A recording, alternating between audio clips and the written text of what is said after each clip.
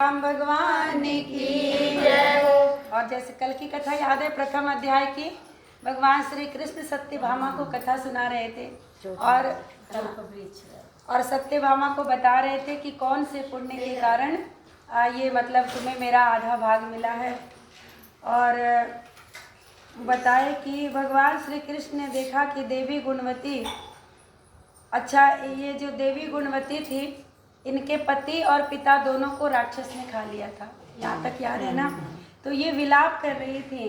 जब मारे जाने का खबर इनको पता चला कि पति और पिता दोनों एक साथ मारे गए, तो बहुत करुण विलाप करने लगी और कहने लगी कि हे नाथ, हे पिताजी, मुझे त्याग कर आप लोग कहाँ चले गए? मैं अकेली कन्या, आपके बिना अब मैं क्या कर सकती हूँ? अब मेरे भोजन और वस्त्र आदि की व्यवस्था कौन करेगा? और कहते हैं घर में स्नेह पूर्वक मेरा पालन पोषण कौन करेगा? कौन मुझसे प्यार भरी बातें करेगा? मैं कुछ नहीं कर सकती। मुझ विधवा की रक्षा कौन करेगा? मैं कहाँ जाऊँ, कहाँ रहूँ? मेरा तो अब कहीं कोई ठिकाना नहीं रहा, पिता भी नहीं रहा और पति भी नहीं। तो ऐसी स्थिति में अब मैं कहाँ जाऊँ? रोती बिलखती गुणवती जो थी, पछाड़ खा करके पृथ्वी पर गिर पड़ी और कहते हैं मूर्छित हो गई। देर तक पड़ी रही। जब होश आया तो अत्यंत करुण विलाप और शोक सागर में डूब गई। और कहते हैं कि दुख जो होता है, दुख की घड़ी बड़ी बलवान होती है, इंसान को मजबूत बना ही देती है। और ऐसे में खुद को उसने संभाला, क्योंकि उसको तो कोई धीरज बंधाने वाला भी नहीं था। और अपने पिता और पति की मृत्यु के पश्चात उनकी अंतिम क्रिया भी जो करनी है, वो किसको करनी है? गुणवती को ही करनी है। तो उनकी मुक्ति के लिए गुणवती अपने आप को धैर्य बंधाती है और उनकी उत्तम गति हो सके, इसके लिए घर की सारी वस्तुओं को गुणवती ने बेच दिया। और बेच करके उन्हीं पैसों से उसने अपने पति और पिता का अंतिम संस्कार कर्म किया। और कहते हैं, और जब पति और पिता का अंतिम संस्कार हो गया तो अब गुणवती के जीवन में कोई नहीं था, अकेली थी वो।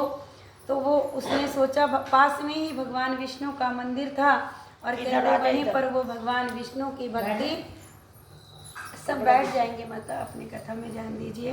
कहते हैं भगवान विष्णु की भक्ति आठों पहर करने लग गई। और उसके बाद कहते हैं उसने जन्म से लेकर मृत्यु तक नियम पूर्वक सारी एकादशियों का व्रत किया था। बोल एकादशी महात्म्य की जय। और इसके साथ साथ प्रत्येक वर्ष की जो कार्तिक मास आता है, उस कार्तिक मास में उसने उपवास किया था और व्रत किया था। हे प्रिय, ये एकादशी और कार्तिक मास, भगवान कहते हैं ये दोनों मुझे अनंत प्रिय हैं और भक्ति मुक्ति पुत्र संपत्ति को देने वाला पवित्र है ये।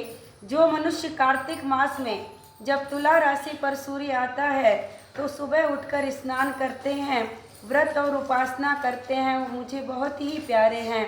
क्योंकि यदि वो बहुत बड़े पापी भी हों तो वो स्नान और व्रत के प्रभाव से मोक्ष को प्राप्त कर लेते हैं। बोल कार्तिक महात्म्य की जय। कहते हैं जो मनुष्य कार्तिक में स्नान, जागरण, दीपदान और तुलसी के वृक्ष की रक्षा करते हैं, वो साक्षात विष्णु भगवान के तुल्य हैं। और कहते हैं जो कार्तिक मास में भगवान के मंदिर में झाड़ू लगाते हैं और स्वास्तिक बनाते हैं और विष्णु की पूजा करते हैं, वो जीवन से मुक्त हो जाते हैं। और कहते हैं यह सुनकर गुणवती भी प्रतिवर्ष मन लगाकर कार्तिक का व्रत और भगवान विष्णु का पूजन करने लगी। हे प्रिय, एक बार उसको बहुत तेज बुखार था, कार्तिक मास में बहुत तेज बुखार से पीड़ित थी।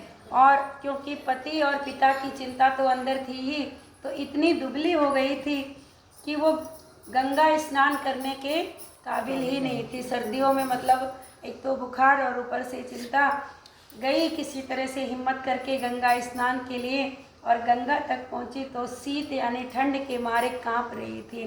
बोल गंगा मैया की जय। उसका शरीर जो था एकदम शिथिल पड़ गया। और कहते हैं वो मेरे यानी भगवान विष्णु, क्योंकि श्री कृष्ण ये कथा सुना रहे हैं, तो कहते हैं भगवान विष्णु के दूतों के द्वारा भगवान विष्णु के धाम श्री वैकुंठ धाम को ले आई गई। उस बुखार में उसके प्राण निकल गए। इतना ठंड से, शीत से जब उसकी मृत्यु हुई तो भगवान कहते हैं वो मेरे निज धाम में लाई गई। और बताते हैं इसके पश्चात ब्रह्मा आदि देवताओं की प्रार्थना पर जब मैंने कृष्ण अवतार लिया, अच्छा कृष्ण अवतार तक वो वैकुंठ में निवास की गुणवती जो थी, पर भगवान ने जब कृष्ण अवतार लिया तो उस समय मेरे गण भी मेरे साथ आए और वो सब इस पृथ्वी पर यादव बने। और बताते हैं तुम्हारे पिता जो कि पूर्व जन्म में देव शर्मा थे, इस जन्म में सत्राजित राजा बने, यानी सत्यभामा के पिताजी। और कहते हैं पूर्व जन्म में चंद्र शर्मा जो तुम्हारे पति थे वो डाकू है, और हे भामिनी तुम गुणवती हो, ये कार्तिक व्रत का प्रताप है। सत्यभामा ही गुणवती थी और उसको सत्यभामा यानी भगवान की अर्धांगिनी बनने का सौभाग्य कार्तिक मास के स्नान और एकादशी व्रत से मिला। जो गुणवती थी जो। और उसके बाद कहते हैं पूर्व जन्म में तुमने मेरे मंदिर के द्वारे पर तुलसी का पौधा लगाया था, यही फल है कि तेरे आंगन में आज कल्प वृक्ष लहरा रहा है। और कहते हैं तुमने जो इस जन्म में दीपदान की उस जन्म में दीपदान किया था, इसके कारण तुम्हारी देह जो है परम सुंदर है। सत्यभामा बहुत सुंदर थी। और कहते हैं तुम्हारे शरीर में साक्षात लक्ष्मी निवास करती हैं। तुमने पूर्व जन्म में अपने समस्त व्रतों का फल भगवान विष्णु को दिया था, क्योंकि उसने कुछ मांगा नहीं था, केवल निश्चल भक्ति की थी भगवान के प्रति। कहते हैं उसी के प्रभाव से तुम इस समय मेरे अर्धांगिनी बनी हो। और पूर्व जन्म में आजीवन तुमने जो नियम से कार्तिक का व्रत किया, उपवास किया, स्नान किया, यही कारण है कि कभी तुम्हारा मुझसे किसी जन्म में वियोग नहीं होगा।